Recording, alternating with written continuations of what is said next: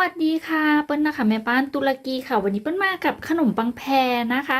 สูตรนี้นะคะเปิ้ลใช้วิปปิ้งครีมนะคะแล้วก็ไม่ได้ใส่เนยหรือ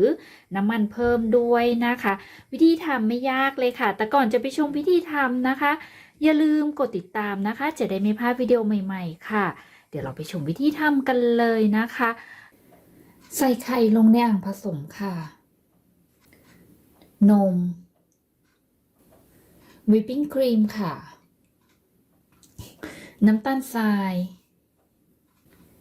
เกลือ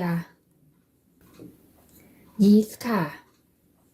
ผสมให้ทุกอย่างเข้ากันค่ะให้เกลือและน้ำตาลทรายละลายดีสูตรนี้จะไม่มีเนยหรือน้ำมันเพิ่มนะคะแป้งทำขนมปังค่ะนมผงสำหรับทำเบเกอรี่ค่ะจากนั้นผสมหรือนวดให้เข้ากันดีค่ะ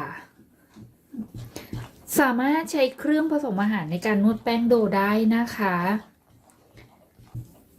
ไม่มีนมผงสำหรับทำเบเกอรี่สามารถใช้ Coffee Mate วิปปิ้งครีมแบบผง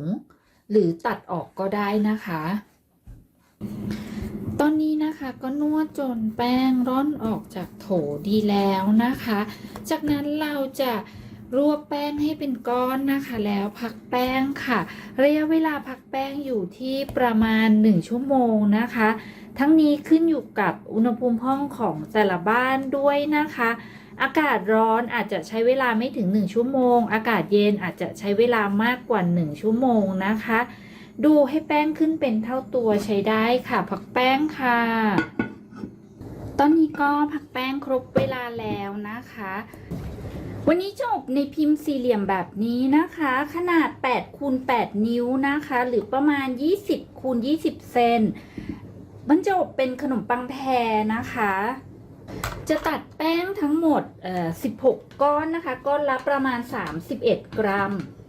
สูตรนี้สามารถนำไปขึ้นรูปเป็นขนมปังแซนด์วิช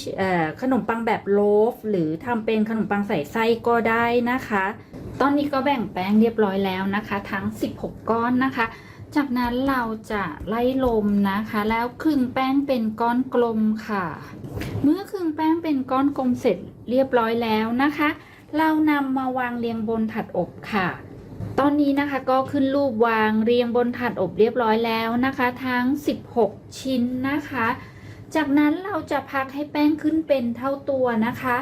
ระยะเวลาพักแป้งอยู่ที่ประมาณ1ชั่วโมงทั้งนี้ขึ้นอยู่กับอุณหภูมิห้องของแต่ละบ้านด้วยนะคะตอนนี้ขนมปังขึ้นฟูเต็มพิมพ์ดีแล้วนะคะเปิ้ลวอร์มเตาอบเอาไว้เรียบร้อยแล้วนะคะก่อนนำขนมปังเข้าเตาอบด้านบนเราจะทาบางๆด้วยนมหรือวิปปิ้งครีมก็ได้ค่ะทาให้ทั่วค่ะเมื่อทานมหรือวิปปิ้งครีมด้านบนเสร็จเรียบร้อยแล้วนะคะนำขนมปังเข้าเตาอบได้เลยค่ะขนมปังอบสุกออกมาแล้วนะคะ